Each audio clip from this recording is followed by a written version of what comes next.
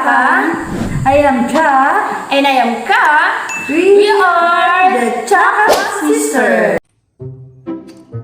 Tana, may naghahanap sa'yo dun sa labas. Sino yon? Sige, papasukin mo. Salamat po. Maupo ka. Ano bang atin iha? Kapitan, mahilig sana ako ng tulong sa iyo, Kapitan. Kailangan ko lang talaga ng tulong, Kapitan. Anong tulong ba yung gusto mong hingin sa amin?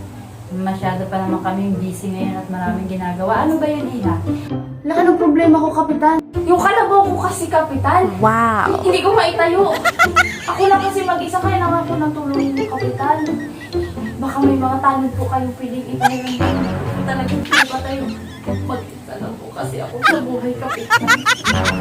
Seryoso ka ba sa problema mo na yan, iha? Na kailangan mo pang idulog yan dito sa barangay natin?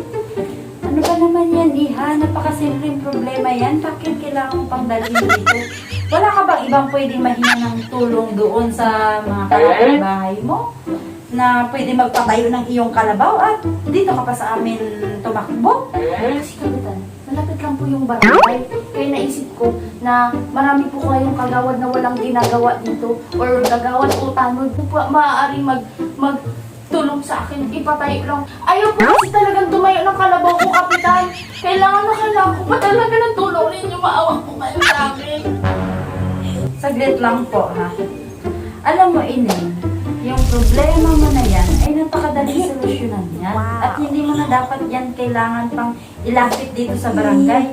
Alam mo ba, hindi mo nga nag-iisa na yung tanod ko dito ngayon kasi lahat ng mga tanod ko ay may ginagawa. Busy sila. Pagpasensyahan mo talaga, Ineng. Pero wala akong maitutulong sa'yo at wala akong maipapadala sa'yo tanod.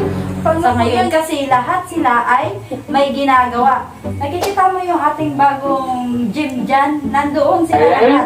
Pinapatulong ko sa mga, doon, sa mga laborers para lang sa'yo. Kailangan mo pa kaming istorbohin dito. Ano ba naman yan, Ineng? Mag-isip ka naman. Paghanap pa na lang doon ng ibang mahihingian ng tulong. Kapitan na, parang hindi ko matayuin yung kalabaw ko. Bahala ka dyan. Tanggalan mo ng paa. Para tumayo. Sige, kung ganun po, maraming salamat na lang po, Kapitana. No, sige. Umalis ka na at ako pa yung maraming tinatapos. Susubukan ko pong maitayo ang kalabaw ko. Maraming salamat po ulit. O, sige. Umalis ka na at kami marami pang dapat tapusin dito. Ba naman? Abala. Sa susunod nga, kapag may mga ganyan na lumalapit dito, tanungin mo kung ano ang kailangan. Huwag yung agad-agad kayo dumiretso dito sa akin. Katulad nun, walang kwenta yung kanyang idinadulog dito sa akin. Akala ko naman kung ano yun. Nakaka-istorbo lang at sinasayang niya lang yung oras ko dito. Sa susunod ha, tanungin mo kung importante yan at emergency bago mo sabihin sa akin. Intindihan mo?